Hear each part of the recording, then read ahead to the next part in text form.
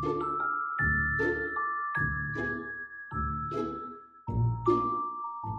everybody, this is Patty. Welcome to the witching hour. Yes, the hour of the day when the veil is thin and magic happens. I have some very special, very beautiful, very funny, very magical magic for you today. She is an actress, she is a clairvoyant, she is a creator, a social media majesty, the one and only Kelsi Davies. Welcome, Kelsi. Hello, thank you for having me. Thank you so much for coming. Oh, we've just ran into each other a few times lately at events and paranormal events, and I just fell in love with you and thought, oh my gosh, you need to be here. Well, I always see you, and then I was like, oh my gosh, I need to go up there and just like chat because I love meeting other spiritual people that are just understand the world for everything and all that it is. All that is indeed, and I love it too. I love when the spiritual world crosses over with the paranormal world, and we're getting away from just all the techie, pure techie paranormal folks along the way with the magic. Right. So, yeah, you are again, you're a performer. To me, actors usually do have a really good intuition and ability. So, how did long did you know that you had the gift, the clairvoyant gift? Yeah, so when I was little, I would constantly see things, and I blocked it out for a long time because it would scare me. So I would see like shadows cross me, or I would feel things. I went to more funerals than weddings growing up to give that detail of my life. So I grew up with a lot of death around me, and unfortunately, and I remember just being so confused because I would feel the person there at their funeral, but then they would be in the casket up front. But then everyone was crying. But then I'm like, but they're here. Like, why is everyone like it was just very confusing to me. And I would dream of things before they would happen. I would tell my mom like details of things and then they would happen. And she would just be like, what? How did you know that? And then I blocked it out for a while because I started just getting scared of it, and then I kind of went on my spiritual journey. I had to go into, like, the dark, like, lower vibrational era, of that, and I had to really, like, heal myself and find myself, and I think after, when I say a couple years ago is when I started really diving into, like, plant medicine and things like that, that really helped me get out of that lower vibration and into such a I don't know, just such a heightened vibration and understanding things for what they are and really just, like, seeing all and everything that is, and, it was very overwhelming, but it's been really, really just fulfilling, and it's been great because 'cause I've been able to just help other people who are on their journeys, who are lost or confused or they don't really understand, 111 on the clock, and it's December 11th, so it says 11111. Con what? Hey, man, wait, you would, I love that, and I love that you use the term higher vibration. That's the terms I don't like good and bad, this and evil, higher vibration, and because the world is in such a not high vibration spot in so many ways, we need people like you, this next generation coming up with this magic about them and this positivity, but yet still approachable. You're not sitting there preaching at people, so I thank you for our planet. Thank you for our humanity. Yeah, I volunteered to come back. That's why I'm here is to, help other people in any way that I can and give some guidance, hopefully. I don't know all and everything, but I do have some knowledge and channel knowledge here and there. So, like, however I can help. And it's beautiful, and that's kind of what I do too, and it might go in funny left of center ways and how it's presented, but I like that as well. That's really good. Because I know you actually very much like me when I was there, have a dance background, have a theater background, all that kind of a thing, and it kind of morphed into this other world. Yes, and I the whole energy that's all channeling energy is what it is. Dancing is channeling and it's moving energy through your body. It's feeling the music, the vibrations, and I didn't realize that until like later on. I was like, "Oh my gosh, that's why I'm so drawn to all these things." And even acting is channeling energy constantly. So it's all goes into the spiritual aspect of it too. Yeah, and I think when you're open when you do dance or in acting and theater, it works on your right brain. I think we're all born with a much more of a gift, but what I always say, our modern Western non-mystical, complete left brain focused logical brain, it gets taught out of us. Yeah. For those who go into the arts in any form, it doesn't get taught out of us the same, so it's really good. Well, I wasn't gonna go there quite yet, but I do believe your Raggedy Ann just moved in the background. did she? I would not be surprised. Re I couldn't tell quite if it was the Raggedy Ann doll or the doll next to her. So I do know that that is something we both have in common. I have my haunted doll sitting behind me, you have yours. Yeah. We have a haunted doll book coming out, which I'm honored that you just did a beautiful endorsement for. No. So, but tell me about who's moving in the background there. So this is a replica of the Annabelle doll. It's the original like Raggedy Ann from that era that the Annabelle doll is, and I just wanted it for video purposes. I was like, because I do this like Tooth Fairy series, and in it she like takes the Annabelle doll, and I couldn't take the real one, obviously. Right. So I was like, I'm just gonna get a replica of it, and then things in my house started moving and this doll, like, moved on a live stream, and I was like, "Oh my god," and, I kept seeing this blonde woman in my mind's eye, this older woman constantly, but I live in an apartment complex, and there's a lot of energies that just come through, so I didn't think anything of it, and then I pull out this spirit box, and it goes, "My name's Liz," and I was like, "Wait, wait a minute," and then it goes, "Blonde hair." I was like, "Are you the older lady with the blonde hair?" And she was like, "Yes." And then I learned that there's this older woman named Liz. She's very playful.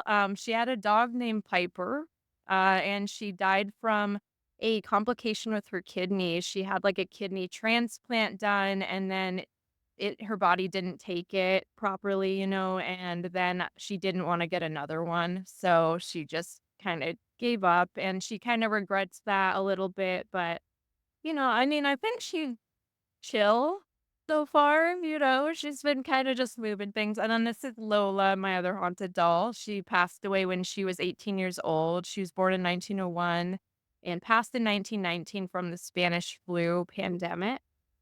And then we have I don't know if you want me to introduce. Oh, do us. Okay.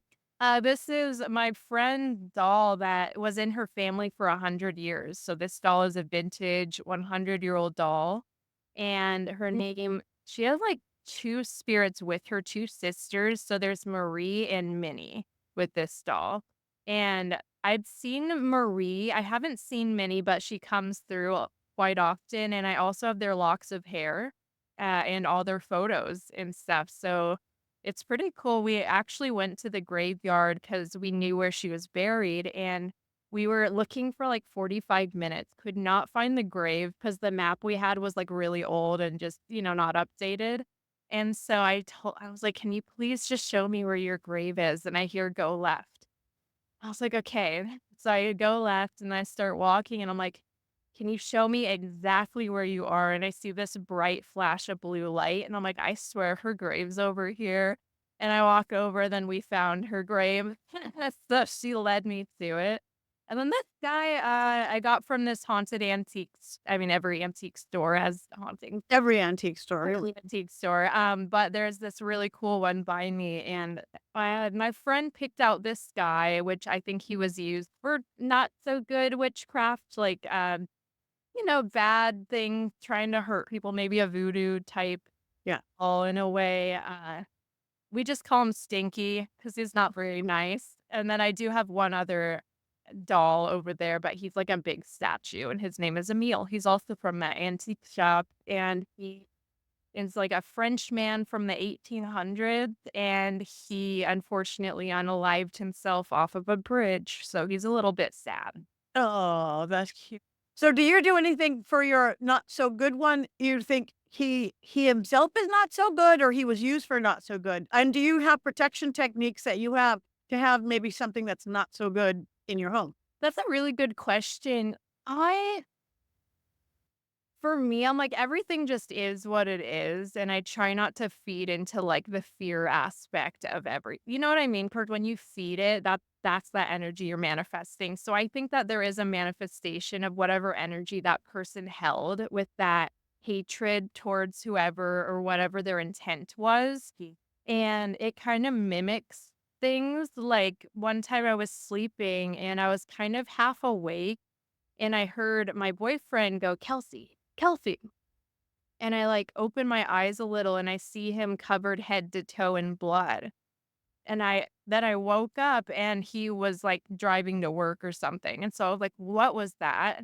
I Mhm. don't like that. That freaked me out. And it was right after we got this doll. So I think this doll was just trying to scare me, but I kind of just don't feed into it. I don't really do any like thing specifically for it. I haven't bound it or anything. I think I just have this whole thing with my vibrations. If I keep my vibrations high, then he can't affect that, unless I'm matching that frequency.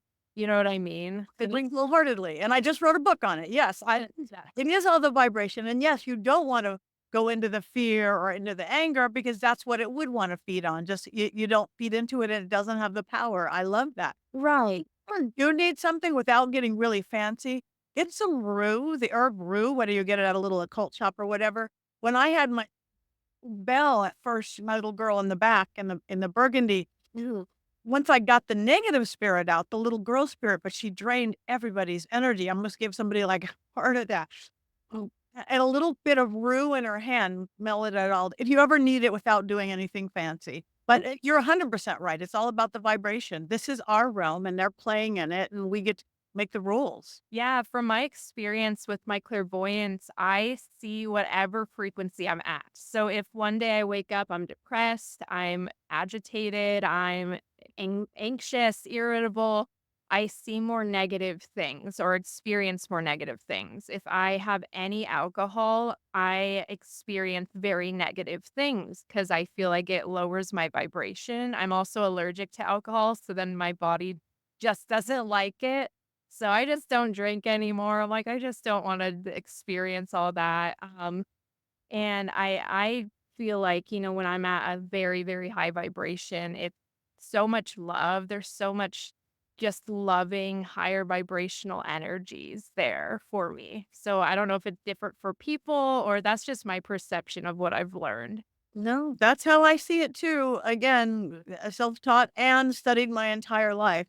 We create our own reality, and where we live is how we're going to see things, like the colored glasses we're seeing things through. Yeah, I'm cranky and angry today. That's what you're going to see because it's colored that way. And we have the control to, like, I'm choosing not to be cranky and angry if I so choose to, whether that's a meditation technique or magical or a spell working or a ritual. We get to choose. People just give away their power. Oh, They just yeah. keep grabbing. Sorry, I wanted to know, what was your if you're open to answering this question, what's your perception of like heaven and hell? Do you think that they're states of consciousness? Yeah, I do not believe in the Christian, Judeo-Christian, hear good people go up to pearly gates and bad people burn and whatever. I honestly think the closest thing that, and I study religion, is the ancient Sumerian belief system is almost, you go to the afterlife you believe in. If you're like this evangelical, I'm going to the pearly gates, you're actually gonna get that. And if you believe, I do believe in reincarnation because I know where I've been several times and I've proved it beyond doubts of knowing what and where and who and how. So I do believe in that. But I do think it's just more like the Matrix, different levels of vibration. And I think we're in school right now. What in our living life, this is school. And I think then when we're on the other side, it's school too. And we kind of pick and choose. That Yeah. Well, yeah, the same exact perception. too. So again, and our planet right now is going obviously through some chaos and some weird changes. Um, and the divide is getting wider in a lot of ways, so that's why these higher vibrational, whatever your belief system, really, this higher vibration is needed now. So, since this is New Year's week, do you have any, special plans or any rituals or anything you want to do? Do you set goals and resolutions or anything like that? Yeah, I always just envision, I'll sit and meditate and just envision my goals and, things that I want for the new year. Cause yes, we do create our own reality. So it's like if you say, oh, I'm going to have a crappy year, then you're gonna have a crappy year, you know? So it's like just setting that intention and setting that frequency of like, I wanna uplift my frequency this year. I wanna do shadow work. I wanna learn things. I wanna grow. I wanna evolve, you know? So I think just writing things down, I do it in my mind's eye. I'll just have a little like sheet that I'm writing down things that I wanna do. And that's kind of what I do. Sometimes I'll light candles and I'll just get in that energy space so that I can just focus and have that be my main thing and just connect with spirit and, see what guidance they give me or my highest self, whatever you want to call it. I mean, again, exactly what I do, and I think that's how the trend is that we're moving. It's all energy. Everything is energy, and we get to step into it. So, my hopes for the upcoming year. Oh my gosh, this year was eh, a lot of waiting around for me, a lot of stagnancy, but a lot of like spiritual growth and just kind of past energies coming in to show me how much I've grown in the previous years. So that was my year this year.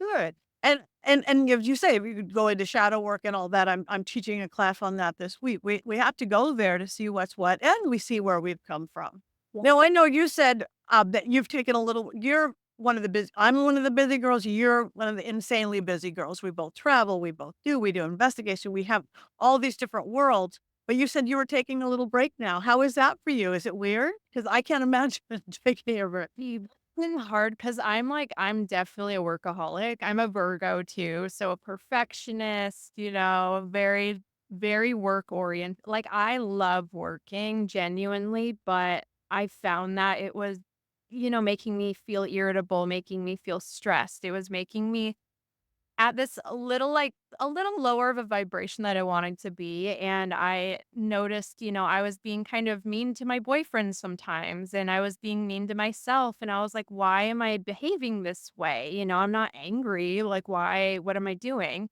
And so I was like, "You know what?" I got to the point where I started just having a panic attack over doing the smallest things with work, and I'm like, "I am reaching a burnout here, and I need to take care of this feeling in my body. I have to take care of my soul. I have to take a break."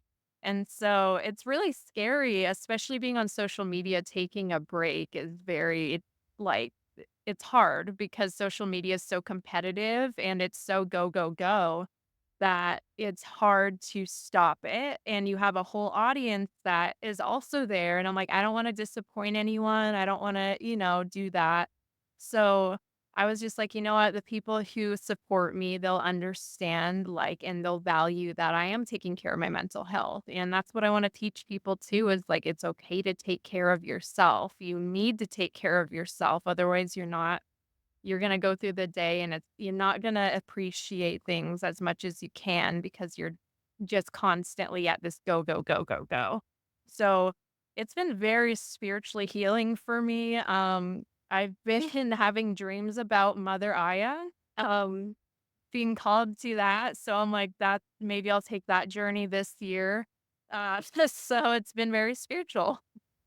Beautiful. I'd love to talk more about that, but you are right, especially you are an influencer, and we both work I know we both work with Elton a lot, 'cause Yeah. say and there is a thing, like, you can't take time off. You can take time off. You can't take a day off. You can't take it's gotta have something new, and the rest of the world isn't like that. I come from the old school Hollywood background way back when, and you're working and you're not working. You wait for a job and you get just like your actress side of things. Yeah. But social media, so it's really good because we don't wanna turn that into the norm that people have to do that. Yeah. That's where I'm a workaholic too. I'm a Libra, but I'm still a workaholic. It's like, I imagine, so I guess I'll take a break in 2025. I know, maybe it's your sign. Maybe take like a little even like a week off, that's like a big thing still. Yeah, that is a big I can't imagine, but again, you do too. We both travel a lot, and like you, love my work so much. As I just got back from Australia, and now I'm going here. Now we're going to the, Penn State, where we all, so it's like, it's fun, but I try. You still need something what I don't have to be doing whatever. Yes, yeah, for sure. So speaking of traveling and doing things, do you have a scariest place you've been? Oh my gosh. I think the Hill House, that place just scares me. There's something just dark about that place that I don't like. I think that yeah. In Texas? In Texas? I was just there. That is dark and spooky. That is pretty. There's something I just do not like about it. I don't know what it is. I don't know if it's, like, so far out of the way or what about it and what I've seen in there, but there's something just very negative that I'm like, "Mm, I don't like it." Yeah. And a part of it's like the water there. I was just there either a month or two ago and got some weird stuff. But that's a place where they have crazy water. I mean, literally, there's like lithium or something like that in the water, and they're floating on it. They're drinking it. So I think there's more to the house than just another one of little haunted house. So that's Yes. Yeah, I think it's the entire surrounding area. It's just I don't even know how to explain it. It's a weird vortex of something, and then whenever I'm in that house, I just experience the creepiest, like, hissing and just weird things that you're like, "I don't wanna experience that again." Like, I don't want to, but I did go back there, like, because 'cause I've been twice, and my boyfriend, he almost quit, like, really filming for me, because of that house. He was like, "I'm never going back to that house again." wow. You don't have to. I promise. I mean, I feel like I'm okay because I understand things how they are, like, everything just is what it is, and I think I'm not as, like, fearful of things now, and I understand it on a deeper level, so if I do go back there, I feel like I'm okay. I just don't wanna go there all the time because Right. yeah. Right. Again, because it does lower the vibration. I was just at literally this weekend, also in Texas, but I was at Old Park Hotel. Okay. Um, I'm planning on going there, I just haven't yet. It's great. I like it, and most of ghosts or spirits and energy are pretty good and high vibration. I did seance and it was good, but I did get pushed down the stairs. You know, you drop your you drop your wits for 1 second. Yeah. It's like, oh, okay. I'm sitting on a sailboat going, yeah, that hurts. I guess I should have been more aware. Oh, no. Yeah, I just went to Zach Baggins Museum, with my friends with WWE and did an after hours investigation, and we went into Ed Gein's room where I think they mentioned your name. They were like, "Patty did something with the cauldron in here." yeah. Know her. And then, I walk in there because I really wanted to see the nipple on the wall. I was like, I really wanted to see the nipple. And so I'm so locked in there. And whatever's in there, I don't know if it's Ed himself or what it is, but they twisted my neck, like tried to, how they try to break it. Yeah. Never experienced that before. And you just see me like do that. And I was like, ow, something just tried to twist my head. So that was pretty scary. Yeah, I that to me is the scariest room. I've done many things there over the years, but that one, I, I was locked in the gypsy cabin or something. He goes, I want you to meet somebody, and he brought me in, and there was a little English woman who looked like she wanted to serve me tea, but she's a dark witch because he liked the good witch, bad witch thing. He loves that. And she had been doing dark magic, and she was literally channeling Ed Gein, and she wanted to kill me. She had his shovel in his hand, and she wanted to kill me.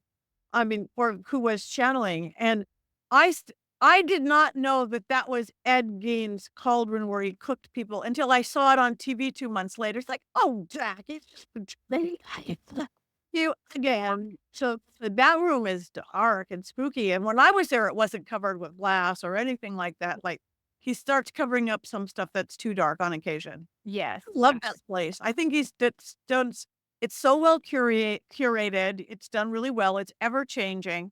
Yeah, I haven't been there in the day. I only went the after, which is so great. Like, I know a lot of people don't get to go after the hours and stuff. So that was a really, really, really great experience and very interesting. I got some interesting things in the basement as well.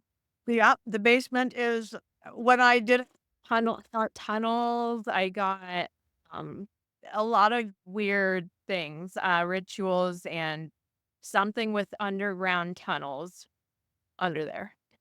There is, and there is I've learned that I didn't know. I don't know if they're right by Zach's museum, but there is weird tunnels under Vegas. Right, I've heard about And that. there's little people who live there. I guess like homeless people, you can't be in 120-degree heat, so you live in these weird tunnels and they come out at night. Well, yeah. Again, the same witch, different episode. He had me go down into the basement. We were just shooting a live thing, and she was doing a dark ritual under there. And I think it has the history of that. So pick the two spooky ones. Get right. We made sure, and Peggy, we had to go to the Dybbuk box, all the great all the great things. Well, Yep, I talk about Peg. I just got Zach's release. I talk about Peggy in the book because before it even was a museum, we did a seance with Peggy there, and now she recognized me. She literally curses at me. I go in, "Hi, Peggy. You look pretty today." Oh, don't. He is like, yeah. He's a dark one. I wouldn't bring her home. I would. yeah, probably not. Ugh, anyway, this you are amazing. So, how do people find you? Because again, your YouTube, your TikTok, you're funny and smart and magical. I cannot advertise you enough. I just fell in love with you. Awesome. I like what you do. You're clever and all sorts of things. So, how do people find you, Kelsey? So I'm on Instagram and TikTok. It's KelsiDavies, and then my YouTube's Kelsi Davies. Perfect. So, you guys check her out, follow her, watch her stuff. It's really great. I'm laughing. Hope to see you again soon. I am sure we will. I don't even know what's coming up for next year yet, but I think we're on some of the same pathways and tracks. So I'll probably run into you some haunted place somewhere else. Yeah, for sure, and we'll plan a whole investigation too. Yes, let's do LA because any place by you, I know there's lots of haunted stuff.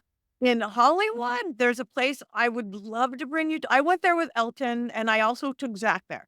The Hollywood Women's Club. Have you ever heard of that? No, I haven't. Crazy haunted, and nobody's ever done it until now. Again, the Ghost Adventures hasn't aired yet. Elton's has, and it's nobody ever knew about it. And wow, right in Hollywood. There, let's do it. Okay, let's do it this year, 2025. So, happy New Year. Do you have any wishes or thoughts or wisdom for anybody as we come? Yeah, just as we're going into the new year, just leave all the past behind, leave that energy behind and come in with a new exciting, just know that you're deserving of all the good things that come to you. I feel like some people like me feel like you're undeserving or you don't deserve good things, especially if you're stuck at a lower vibration sometimes. We all go up and down vibrations, but if you're kind of at that or bad things happen, just know that all the good things can happen and you can change your reality. You can change your vibration and just allow it. Embrace it. Embrace all the love and embrace all the great things that are coming your way. Wisdom indeed. Thank you, Kelsey. Thank you for bringing your wisdom to the witching hour. Great, great. Let's do a quick commercial. Patty, you want to walk her through it? I'm going to say this week, and we'll send you a little 20-second clip the night before it aired. This week on the Witching Hour, I'm going to say we have actress, clairvoyant, and creator Kelsi Davies. And then I'm going to say, what are we going to talk about this week, Kelsey? And in 2 or 3 or 4 lines, you could say whatever you want. Haunted dolls, upcoming 2025, high vibration magic, whatever you want to say. Okay. Yeah. Hey, everybody, this is Patty. This week on the Witching Hour, a very special New Year show. She's a I'm going to start over. You're good. Hey, everybody, this is Patty. This week on the Witching Hour, New Year special. She's an actress. She's a clairvoyant. She's a creator, the one and only Kelsi Davies. What are we going to talk about this week, Kelsey? We're talking about haunted dolls, raising your vibrations, different frequencies, haunted experiences, and so much more. Don't want to miss it. See you on the Witching Hour.